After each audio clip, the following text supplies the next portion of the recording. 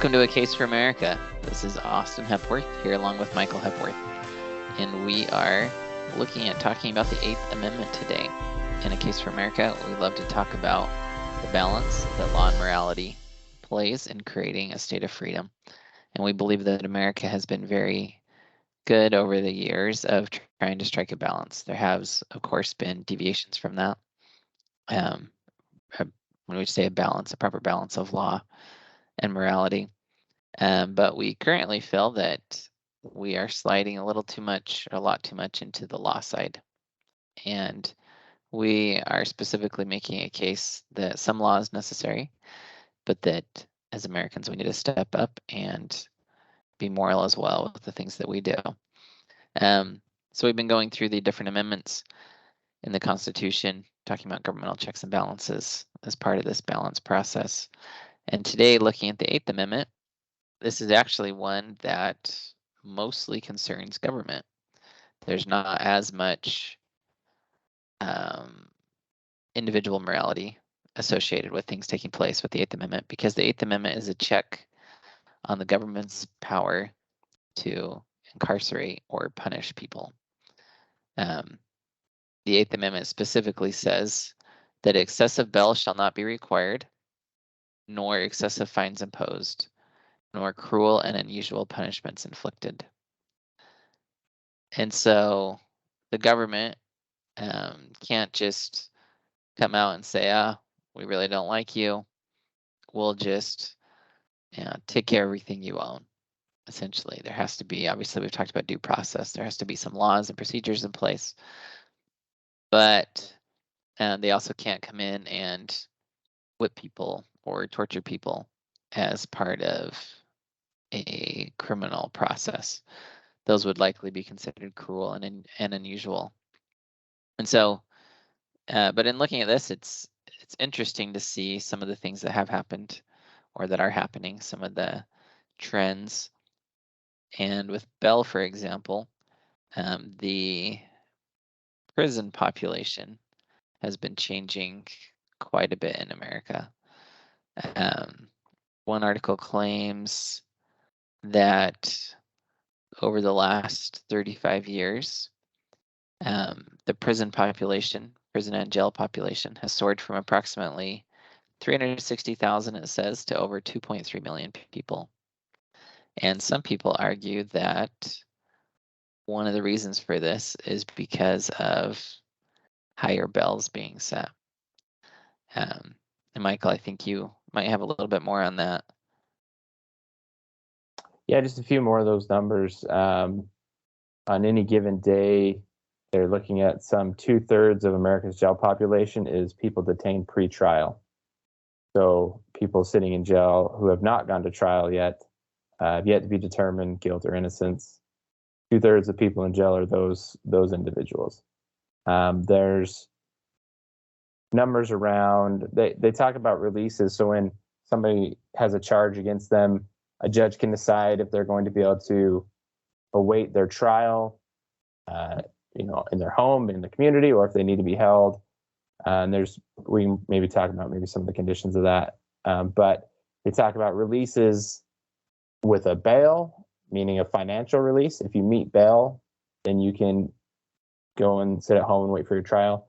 Or non-financial releases is just that you're allowed to go without paying any money.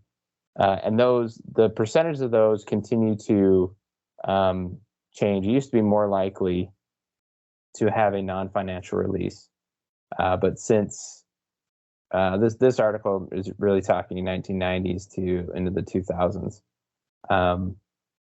the non-financials were more likely to occur than the financial releases, but then that has started, those percentages have started to change, and it's becoming more likely to have a financial release. Average bail in the U.S. is that if you look at average bail versus median bail, the two are different. Average bail is somewhere in the vicinity of $55,000. So the average bail set is $55,000. The median bail is $10,000. I don't have any good numbers around the spread, the distribution of that data. But what that kind of indicates is there's a lot of bails being set at numbers closer to $10,000 than there are numbers closer to $55,000. And there's a small number of very large bails that are set. This is kind of a per year. And there's discussion around even a median bail of $10,000. The kind of the demographic of individuals charged with crimes tends to be in the lower income scale, and $10,000 is quite a bit of money, even for somebody making a median income. And so the chances of meeting that kind of cash bail are fairly low at $10,000. And so what generally happens is that our pre-trial jail population continues to grow, and that's kind of been the case since. Looks like they've really been talking about it since 1970 up through today, that it continues to grow, and bail seems to continue to go up. Yeah, it's kind of wild to think that if there's 2.3 million people in jail on any given day or prison, 2/3 of those haven't even had a trial yet. That's a lot of people. And yeah, I think the other side was they're saying it's costing the American taxpayer some $38 million a day to incarcerate pretrial individuals. Wow. And this is, somewhat, we talked before about the right to a speedy trial. I don't know if I should say most, I should say many defendants are advised by their public defender to waive the right to a speedy trial so that they can have time to negotiate and do different things. But those people often sit there in jail during that time. And certainly, I think that most people aren't going to have a lot of sympathy for someone that's actually guilty. But the question becomes, well, what about innocent people picked up and thrown into jail that don't have money to defend themselves, don't have money to, waive or to post bail? And it is concerning to think that, well, if you're poor, then too bad for you. You're accused of something, and what are you going to do about it? You can't pay to be out of jail while you try to defend your innocence. And especially during COVID, when even the right to a speedy trial was kind of just overlooked by the courts, and they said, yeah, we're not going to hold jury trials. We're not going to do much during this time because it's COVID. And so too bad if you're sitting in jail. Now, again, on the flip side, the jails did send a number of people home because they were concerned about them getting COVID. And so a number of people got put on house arrest during COVID. But it's interesting to see that people were sent home on house arrest. Many prisoners were,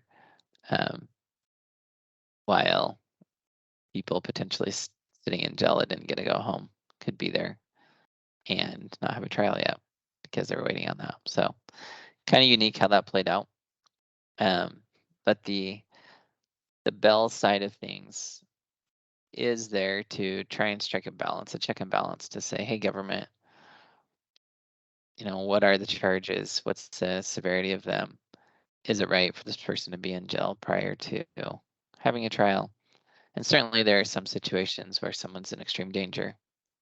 If you've gone and you're a mass shooter, you may not have bail because the chance of you doing something like that again are considered generally to be pretty high, the way that most people view it.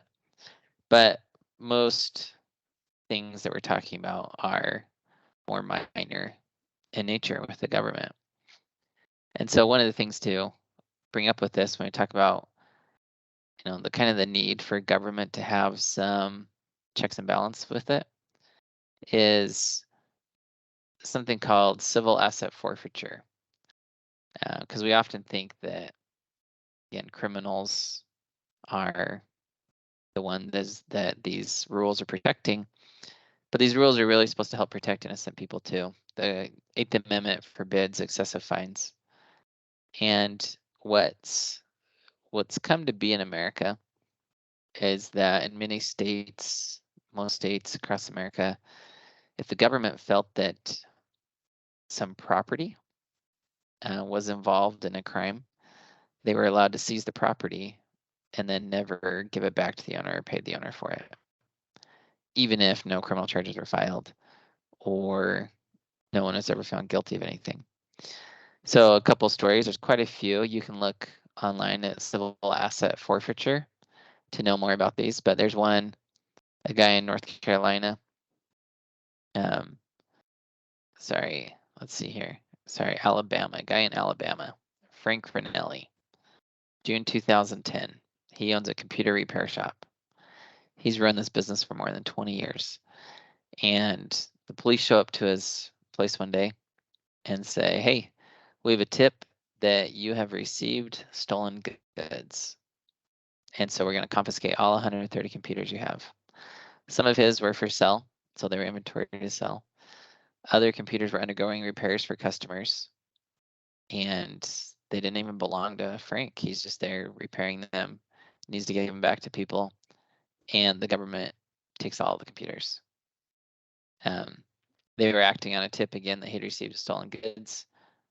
The tip only was sufficient to allege that there was one computer that was stolen that he had in his possession. And you have to understand the receipt of stolen goods doesn't mean that you stole it. It means that someone else stole it and gave it to you. And so the police show up, they go through things. The charges were dropped against him when he showed that he followed all the standard procedures with when the computer was brought to him that he was accused of having a stolen property. And nothing ever came criminally to him, but he was never able to recover the 130 computers. And so with the civil asset forfeiture laws, when they just let the government say, oh, accusation, tip from an informant, boom, we take everything. The police, you can actually go through and see how police offices and departments receive funding from assets they sell, that they seize and sell. So for example, if you let your friend borrow your car and the friend decided to carry some illegal drugs in your car and gets pulled over, the police could take your car and never give it back, never pay you for it, never release it to you under these laws. And groups are starting to challenge these quite a bit with civil asset forfeiture. And there's still kind of a patchwork across America. Some states have voluntarily made changes to these laws, but it's still a problem. And this is still something that impacts very innocent people.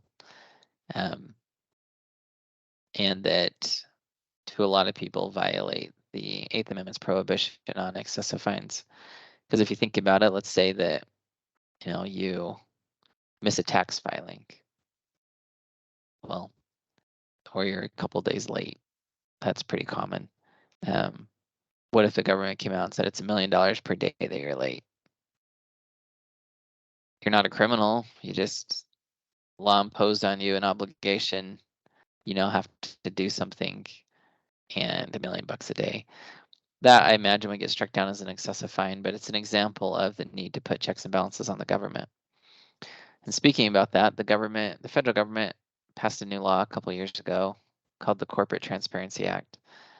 And the Corporate Transparency Act goes into effect January 1st, 2024. It requires that certain owners of small businesses provide their information to the federal government. They have to register with the federal criminal, the agency that oversees a lot of the federal criminal work, and report to them their ownership, report to them if they move, address updates, a bunch of things. And if you are late in any of your reports to the government, if you move and forget that you have 30 days to file something, they charge these small business owners $500 a day, up to $500 a day in penalties for not filing a required form. And to me, that's very wrong. We're definitely going into the realm that the founders were trying to prevent against with the Eighth Amendment, to say, hey, this is getting a little outrageous. You can't find me out of existence because I forgot to file a form. That's not a criminal thing to forget to file a form and not understand all my legal obligations. It's very different than stealing money from somebody. But that's kind of where a number of laws are headed. And I guess from a moral perspective of things individual Americans can do, we should be actively working and supporting pushbacks against the government with a number of their fines or their civil asset forfeitures, because these do get fairly out there on what happens to people. And again, you can read quite a few stories of people. It's not just a thing that happens every once in a while. There's a lot of people impacted by these laws and what's taking place. Michael, I don't know if you have anything else on bail or civil asset forfeiture, excessive fines. Yeah, not too much on bail. There's a huge debate about how effective it is, and I think it's a pretty healthy debate, and that seems to be out there. But civil asset forfeiture, I don't know that many people are talking about. You mentioned there's some work on that, but I continue to see, in regards to that law the federal government passed, attempts by the federal government to get more and more granular in how they want to govern. And it is a little concerning to see the federal government come down to small businesses and ask them to start filing. We look at the federal government, we look at how big it is, how much do we need it to control, how granular does its control need to be. That's probably something we should be paying attention to and saying is, if there's going to be business regulation for these small businesses, we try to push more to the states. Does the federal government need to be dealing with that when it has so many other things to look at? That is a very concerning aspect. Yeah, and to me, again, the two kind of go hand in hand, because if the Eighth Amendment was following that no excessive fines imposed, and the courts look at it and go, someone forgot to file a form, that's not a $500 a day penalty. That's just excessive fine. And what they start to do is they start to place a check on the government's ability to regulate some of those details. Because then if, okay, I didn't file a report, I owe $100 or whatever. Again, it's tying the fine to the violation and the severity of it, in my opinion, is necessary to keep laws structured appropriately. Otherwise, the government can just start mandating all types of things and imposing pretty serious fines for it. And another example of that, even with the civil asset forfeiture, was in Wyoming. This was in 2017. A guy named Phil was pulled over in Laramie County, Wyoming, and it was alleged that he had improper seatbelt use and a lane violation. So nothing crazy criminal, probably something that a number of people have had at one point or another, where maybe we didn't signal like we should have, or seatbelt wasn't fastened as it should be. And the police officer asked for consent to search his car. He agreed. He had his life savings in the car, $91,000, and it was in a speaker in the car. He wanted to go to Wisconsin to buy a studio. He was a musician, where Nirvana and Smashing Pumpkins had played. But the police apparently kind of harassed him and told him that he could only leave. So it sounds like he'd be arrested otherwise. He could only leave if he signed a waiver giving up his claim to the $91,000 in cash. And so the police had a waiver ready. They took the $91,000 in cash, and he signed the waiver so he could have his freedom and leave without going to jail for, he has no idea what or why. His story, with the legal work and the press that came on it, his cash was eventually returned to him. And Wyoming did implement some reforms. But again, the point of that is just to show that the government knows it has quite a bit of power when the threat of the penalty is so high that, well, what are you going to do? And in this case, the threat of the penalty was, I won't let you go. Maybe I'll arrest you for that seatbelt violation and put you in jail, because I'm pretty interested in your $91,000. And it is concerning to see what starts to happen when the government can just impose penalties. So if we go to the cruel and unusual punishment side, a question comes up: what if a punishment is just unusual? What if it's weird? Typically, it seems most courts look at that as going together, cruel and unusual, that the two have to be met. So if a punishment's not cruel in nature, it may be upheld. And there's a number of very interesting stories. You can look up public shaming cases online and see that there are some judges who are getting pretty creative with a number of their punishments. Michael, I don't know if you have any favorite stories from looking at some unusual punishments that so far have not been held to be cruel and unusual. Yeah, I found a few interesting ones. One coming out of Ohio, an individual knocked over a porta potty at a park, and his sentence by the judge over the trial said he needs to go scoop manure at the local fair and parade. He quoted, "You act like an animal, you're going to take care of the animals." That's what the judge apparently told him. So his sentence was to go scoop manure.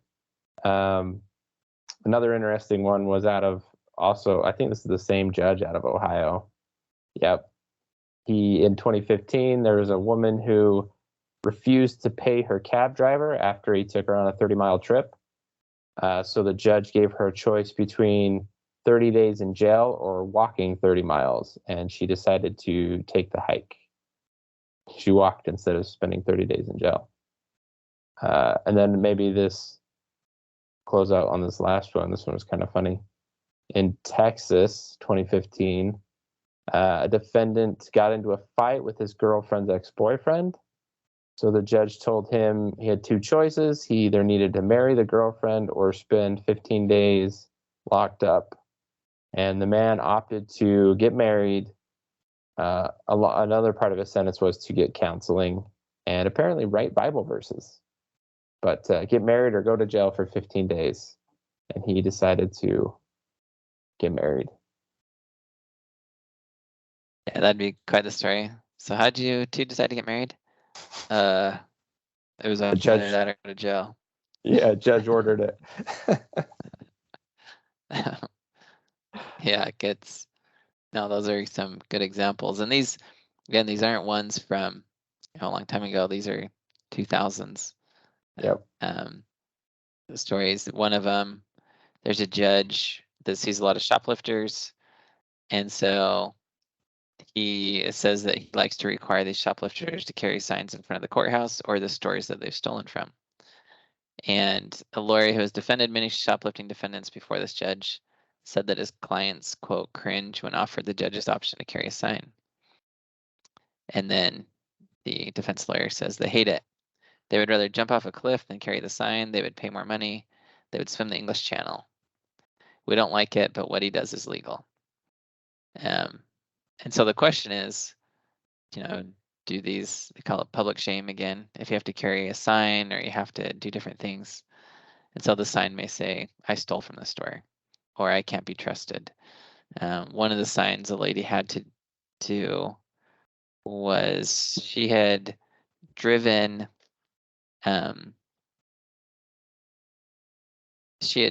her car on a sidewalk to avoid stopping for a school bus. And so, something definitely not safe, but the judge ordered her to stand on a street corner with a sign, this is for 2 days, that read, only an idiot would drive on the sidewalk to avoid a school bus. So again, lots of stories on these,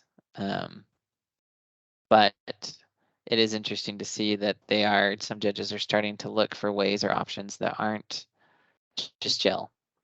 And some of these involve some jail, some public shaming element. Most of the judges that are involved with the public shaming side say that they do it trying to make it so the person doesn't want to ever have to do that again. And other examples of public shaming that take place that are maybe a little more accepted are things like if you're a sex offender, you're forced to register publicly, and anyone can look you up. They can see your face, they can see where you live, And it's a form of public shame in a way that says, yep, this is me, kind of a scarlet letter, like it's branded on you for your life. And so far, things like that have generally been upheld by the courts as not being cruel.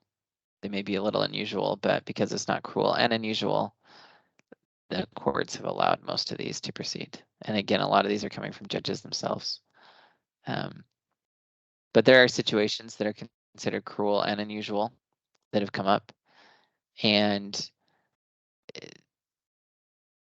so it's kind of interesting to see what has happened in America. Obviously, again, they're not going to let your hand be cut off in America as a penalty under the 8th Amendment, at least currently in society.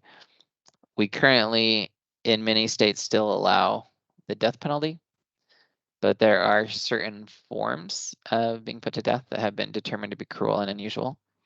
And so there's not a lot of options left. And one of the ways that people are fighting the death penalty is to keep arguing that drugs cause too much pain. And so when someone's put to death, it's too painful, and so therefore it's cruel and unusual. It has to be a more pain-free method of that. And it's an interesting struggle with the death penalty between those that support it, those that don't. Because one way they fight it is doctors refuse to dispense the drugs necessary to put someone to death, or people won't manufacture it or provide it to the state. And so some states have a lot of executions on hold because they can't secure the drugs necessary to put someone to death based on what's been determined to be appropriate under the Constitution. But we do have some scenarios where there are some states that have offered people you can have the drugs or you can have other methods of execution, such as a firing squad. And then it begs the question of, well, if someone opts for the firing squad, is that cruel and unusual if they selected it? And if they would rather do that than what's determined to not be cruel and unusual, is it cruel or unusual? In the constitutional sense, because if that person prefers it, kind of like the signs, if the people can choose between jail or holding a sign, or between jail or getting married, can you argue really the penalty is too cruel or too unusual if someone would rather do that than jail? And I think that's an interesting way that judges are testing some things, is there, or legislatures even trying to offer these options. So they'll have one that is acceptable, and then they'll offer a separate option and say, but if you want this one more, you can do this. And it makes it a little bit harder to argue that's cruel and unusual when the person didn't have to do that, but they chose it themselves. But on that note, some of the examples of things, let's see, that have been determined to be cruel and unusual in American history are situations. So, for example, if prison guards just beat people, the Supreme Court has said that unnecessary and wanton infliction of pain constitutes cruel and unusual punishment.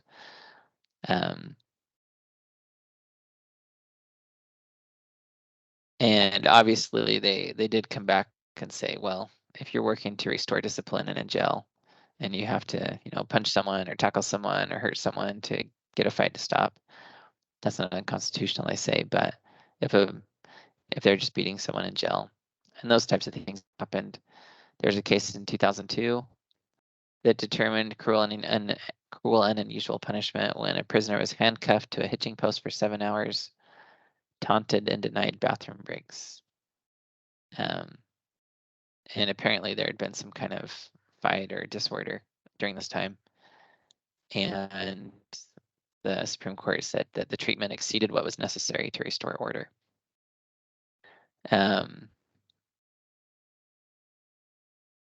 Let's see, deliberate indifference could be cruel and unusual punishment. So where prison guards just turn a blind eye to medical needs or physical needs of the person. There's been a number of situations where they just ignore the medical conditions and somebody dies. That can be cruel and unusual punishment. Not giving the appropriate food can be cruel and unusual punishment if they're not feeding them. You can't starve prisoners. Another one that's resulted in a finding of cruel and unusual punishment was prison overcrowding. And so California had way too many people. This was in 2011, and the prisons were way overcrowded, and it led to medical care violations, to the point where people could die based on not receiving the medical care they need. Now, again, I know there's some people that say, oh, well, they committed a crime. They should, we shouldn't care too much. But remembering that 2/3 of these people are here without a trial. We loop, people in like computer shop owners or people that have saved $91,000 to go pursue their dreams.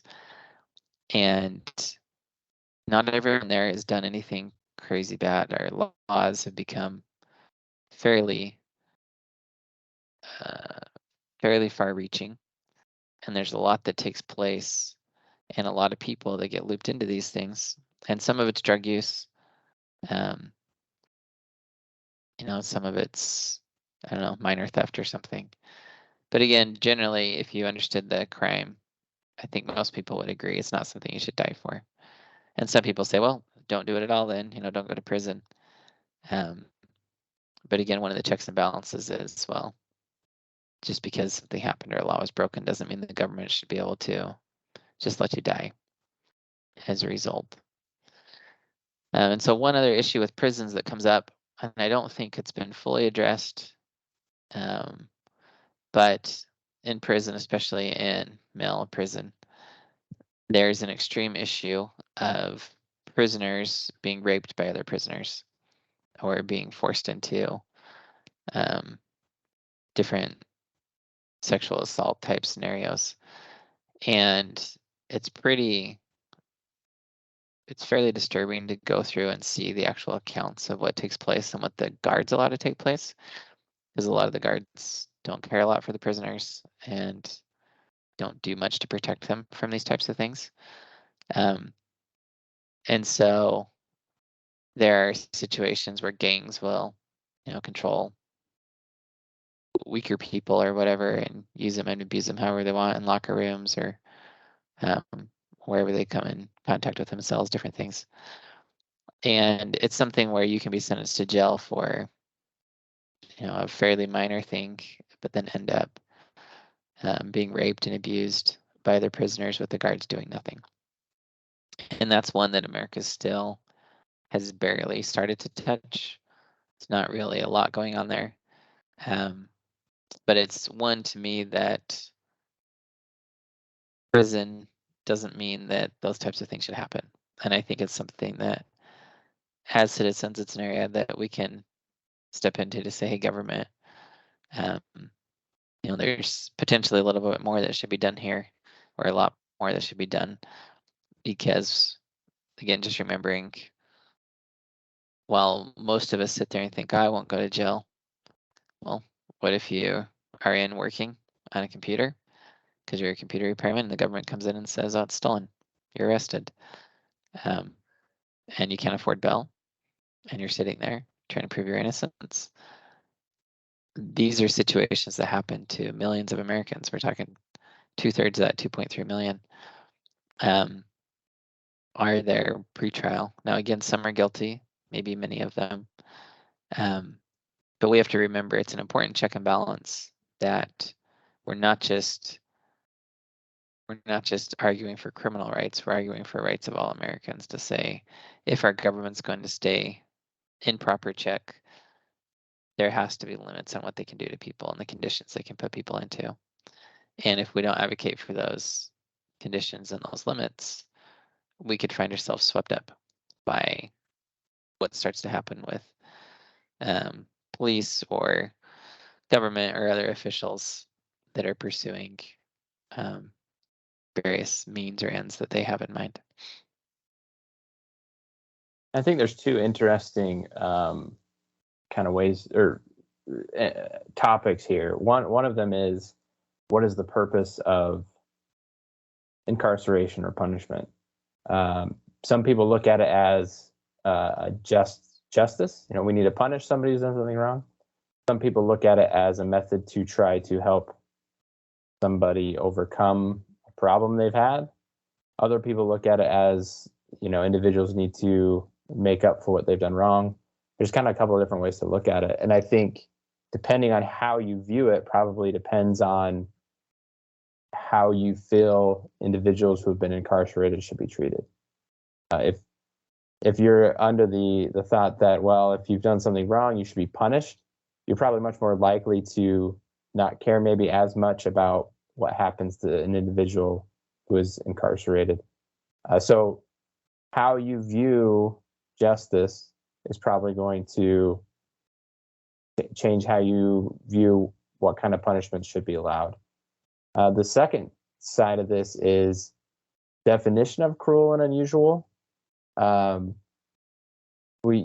mentioned that some people say that death via lethal injection is too painful, drugs are too painful, and so thus it's cruel. However, I doubt that these individuals would be pro something like, take us back to French Revolution, beheadings, which are instantaneous and not painful, but most people think that they're rather cruel. So it's an interesting way to look. What does cruel mean? Is it really lack of pain? What some people say that any kind of killing is cruel. Kind of as a microcosm of this, and not really to argue one side or the other, but I'm interested when I see individuals discussing how animals are treated. I see some people who feel that certain types of dogs, for example, are bred to be outside and they can handle lots of inclement weather. In fact, they love snow. Give them a little bit of shelter and they'll be perfectly healthy. And other individuals argue that they shouldn't have to be cold at all, and you should keep your animals inside. And any kind of cold or heat, for that matter, is cruel to an animal, and they shouldn't be left outside. I think that our definition of cruel in society today continues to widen. Individuals have vastly different views of what cruel is and also what unusual is. And so coming to a consensus on cruel and unusual probably becomes more and more difficult as our values kind of continue to widen in those areas. Yeah, that's a good point. And, just using the animal example, if you are an owner of Chihuahuas or small dogs that freeze if they go outside in the cold, you may view it as very cruel if there's a dog outside in the snow and sitting out there during the night. But there are dogs that are, like you say, specifically bred for that and do quite well. And we had a neighbor in one of our neighborhoods that they had a husky type dog, and it'd be outside during the winter because they said it hated being inside. It was too hot for it inside. Their house was warm and the dog hated it, just wanted to be outside. Loved being outside in the winter. And neighbors would call animal control. They'd leave things saying how horrible you are for having your animal outside. And it is one of those things to say, yeah, society really doesn't agree on what's cruel. Might it be, mean to leave a Chihuahua outside all night when it's freezing? Yeah, maybe. Is that cruel? I don't know if that's entirely what cruel means. But maybe it is. Maybe Chihuahuas just can't survive that. I don't know what Chihuahuas' tolerance is for cold. But to your point with how people view the purpose of punishment, I do think, they call it retributive justice, where punishment's just there to say you did something wrong, so you have to pay the penalty, serve some time essentially. There's deterrent type justice, which says punishment's there to make it uncomfortable enough that people don't want to do that again. And so you're trying to get people to a certain place. There is a restorative justice where some people believe that the purpose of punishment's to try and make right what happened. And And then some believe that the sole purpose of punishment should be to rehabilitate the offender so that they don't offend again. And like you say, based on what you believe is appropriate or not, may influence what you feel is cruel or unusual. And it does seem that way, where a lot of America just kind of says, oh, yeah, people are getting raped in prison. It's too bad they shouldn't be there. If you can't do the crime, if you can't do the time, don't do the crime. That's a common saying. And it's one that I believe that there should be a punishment aspect to crime. That if you do something wrong and it's morally wrong and bad, there should be a punishment. I believe that law has to have punishment associated with it for it to be a law, for it to mean anything. I believe that the law can serve and punishment can serve to deter people. I don't have a problem with that necessarily. But I still feel that there should be limits on what types of conditions you should be forced to endure when you're serving your time. And maybe it changes some based on, if you're convicted of sexual offenses, maybe it's not a big deal that those types of things happen. You get to experience what you did or whatever. Some people would argue for that. I'm not necessarily arguing for that, but just saying that to me, there's a big difference between not paying some taxes and ending up there, or having someone hand you stolen property, or someone using your car to funnel drugs or something, and you getting caught up in that and sucked into that system where it just becomes really bad really quickly. And to me, we have to, as citizens, recognize that there's no way the system only catches and loops into it criminals. Innocent people do come into its purview. And if we aren't willing to stand up to say what's right and wrong in relation to criminal justice, it could be us, it could be a friend, it could be a family member, anyone that gets caught up into it at some point that's innocent, but just gets sucked into the fray of what's going on. And the more we allow the government to do, the more troublesome it becomes, and the bigger the fines get, and the bigger the penalties get. And we're now at a place where even mandatory minimum sentences are pretty extreme. You can go to jail for over 25 years for a drug offense with some mandatory minimums. And for a time, the Supreme Court held that your prison sentence had to be in line with essentially your offense. There had to be some relation to it. But I think it was in 1991, they overruled that and said, no, you can go to jail for your whole life, just whatever the legislature says, if they don't like an offense enough. And that, to me, is concerning. That's something that excessive fines, any of these things, excessive prison sentence, I think is something that maybe the Eighth Amendment doesn't protect against it, because it doesn't specifically say you can't have excessive prison sentences. But if the government can make it criminal for me to not file an updated report with it when I move about all my small businesses, then I can end up a criminal, and every small business owner can, and not just business owners, but if you don't update your driver's license or your car registration, if they have the power to criminalize that, and then they can sentence you to life in prison or whatnot, it feels like that Eighth Amendment starting to be abused in these types of situations. And so if the Eighth Amendment isn't express enough to talk about all the ways the government may circumvent things, then perhaps we need to look at an amendment that helps to flush out some of that, to say, we need to have some tie where it shouldn't just be, oh, you get to go to jail for life, because that's what the legislature said. There should be a tie to the crime, the seriousness of the crime, and the punishment imposed, in my opinion. But with the Eighth Amendment, where it stands is there's not currently fully a tie there, and unusual punishments, at least as it relates to public shaming, have been allowed. And maybe we'll see more of those, maybe we won't. It'll be interesting to see how those play out. But we certainly appreciate you being with us today, here with us today. We will be going over some of the Ninth Amendment principles next time. And there's not a ton of case law around the Ninth Amendment, so we're more talking about principles and going through some scenarios that highlight the difficulty with the Ninth Amendment,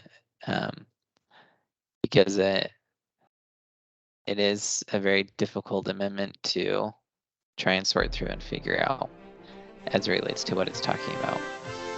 So we look forward to that discussion next week, and we'll see or talk with you then.